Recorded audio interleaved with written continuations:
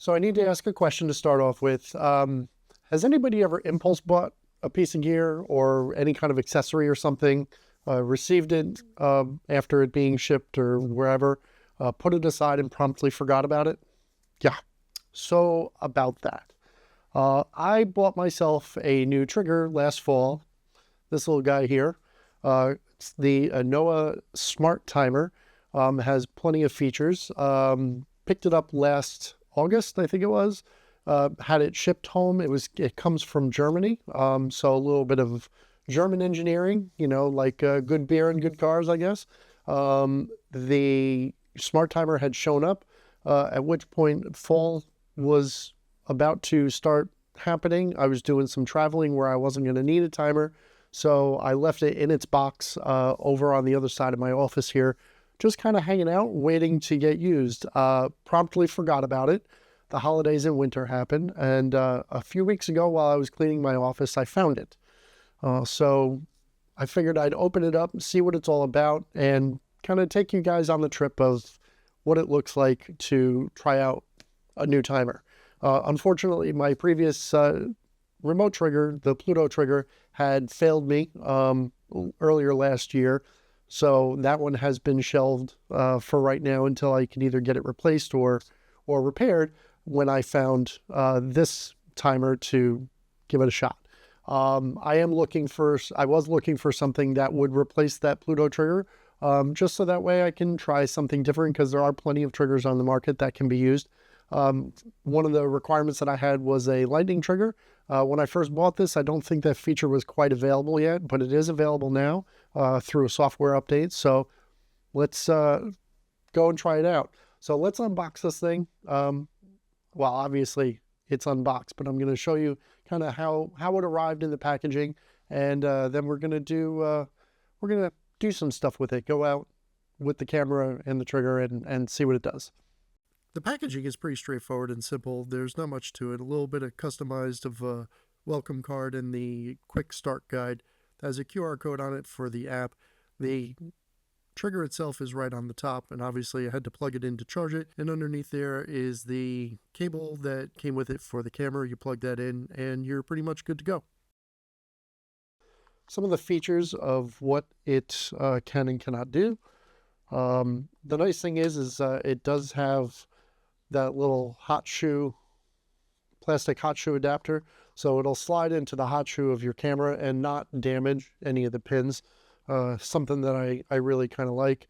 This trigger also has the ability to control two cameras, because it's got two ports on the back of it there. So there is that option. When I did order it, I had to go back and look at the order because obviously I didn't remember. It did come with the cable for my camera as well, so that is an option that goes along with it. So let's see if I can get this thing in here without breaking it.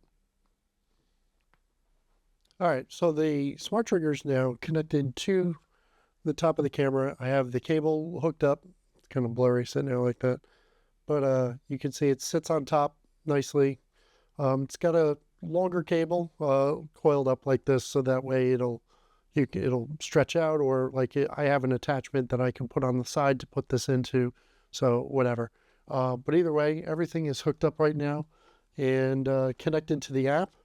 So in the app, there's a couple of different options that we can work with. Either we can use it as a remote trigger. So I think it just took a picture. If it did, it took it of the inside of the lens cap. So there's that. Let's see if this actually works. There we go. So I can hit the button for the test shot in the app to test it out and make sure that it worked. And obviously you can hear from the sound that it does work. So there's a few options in here that we can play with. We can do linear time lapses, which is, you set it for every second is going to take a shot or whatever.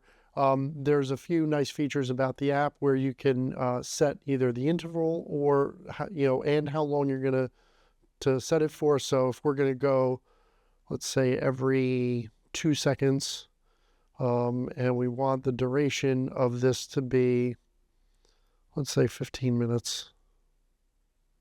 I think it's, is there 15 minutes in here? There's 15 minutes.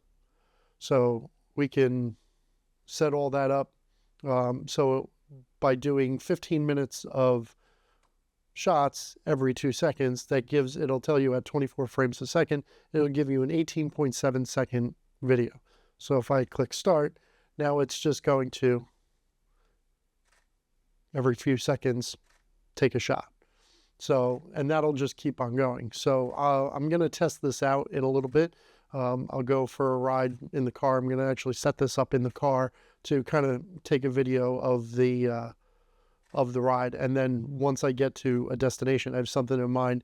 I'm going to use the other options of time lapse. So I'm just going to stop this for right now. So that's just linear time lapse, and I'm going to do that for the drive up to the location. The second one is a ramped time lapse, so you can actually have it ramp up and down at certain intervals. So it'll tell you how long, you know, you can, there's a nice effect that they have that goes along with it that, you know, it'll show you like the sun coming across the sky, and it'll speed right up to a certain point, you know, so you get a nice quick progression of the sun coming across the sky until you're, you know, a half an hour from sunset, and then it slows it down so that way it kind of, you get a nice, you know, smoother time lapse. It's quick then smooth. So, and I'm going to have some example videos at the end of this as well. Another option is just bulb mode.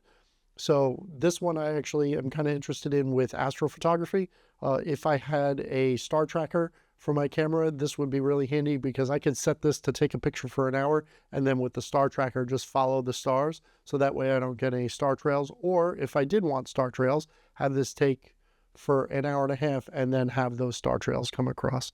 So the bulb mode is kind of nice. And then obviously the one that I did with the test shots, where you can just have a remote trigger where it'll basically act as a standard intervalometer for you. So some pretty cool features on this. The fact that you can set up your time lapses to do different things. The ramp time lapse is something that I'm really, really interested in.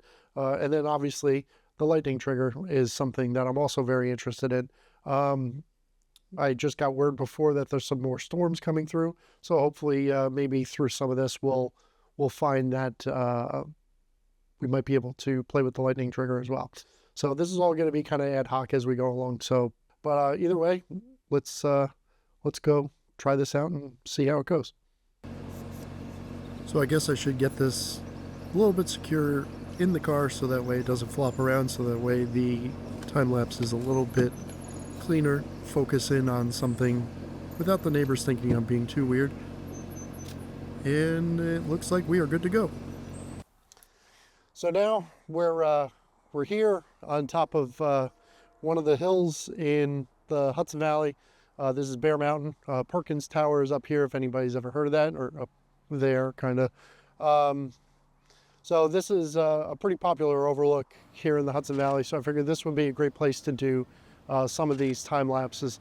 I did a linear time lapse in the car coming up here, so that way you can kind of see the linear time lapse. I'm doing a ramp time lapse right now, getting the valley. There are some storms coming through down here, so hopefully it doesn't get too bad for me. The bugs up here are absolutely insane, but this is the fun part of time-lapse photography. Now we sit and we wait. This is set up to run until just after 7:30, and it is 6:30 now. It's already been running for about 20 minutes. So we sit and wait and see what comes up out of it. As luck would have it, I was able to set up on the deck and test out the lightning trigger.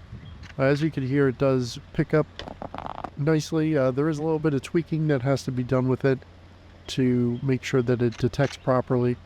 And as you can see from the clip in the beginning of the video, that there was a pretty close strike that definitely triggered the camera. Unfortunately, I didn't actually catch any lightning with these, but we do know that it works now. Overall, I think that this was successful, even though this linear time lapse is a little dizzying, and I apologize for that right now, but otherwise, the trigger performed flawlessly in both of the linear and ramped time lapses, so I'm really satisfied with the performance of this. The device is rated for up to 100 hours of use, which seems to be fairly accurate, or at least a long term, because while running the ramp time lapse, and as you can see, it kind of speeds up and slows down a little bit by the clouds, it works out pretty well, and the battery life was pretty good. So overall, this has been a very, very positive experience, and I have to admit, I'm quite happy with this trigger.